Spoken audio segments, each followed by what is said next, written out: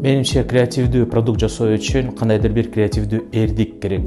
Креативдүү эрдик пайдаланып, шаблондорду бузуп, кандайдыр бир эрежелерден чыгып, ошол учурда гана биз уникалдуу продукт жасай алабыз. Бул үчүн дагы бир шарт бул эркиндик. Өлкөдө эркиндик аз болсо, креативдүү адамдар продукттарды жасай албайт. Үчүнчү фактор бул билимдүүлүк. Көп учурда креативдүү адамдар эң сонун ойлорду монетизация кыла албайт. Ошол үчүн билим керек.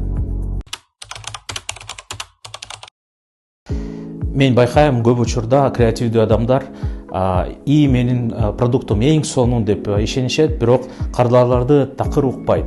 Менимче креативдүү продукт мындай пайдалуу болуш үчүн биринчиден кардарлардын эң чоң көйгөйүн чечиш керек да. Ошондуктан эң креативдүү адам болсок дагы баары бир биз кардарлар менен көп сүйлөшүбүз керек дагы, алардын көйгөйлөрүн изилдешибиз керек. Кичинекей балдарды карагалачы, алардын бүт нерсеге кызыгуусу бар. Алардан үйрөнөлү. Менимче креативдүүлүктүн пайдаланууда кызыгуу турат. Биз эч нерсеге кызыкпасак, биз эч качан жаңы ойду таппайбыз. Эч качан бизде фантазия жок болот.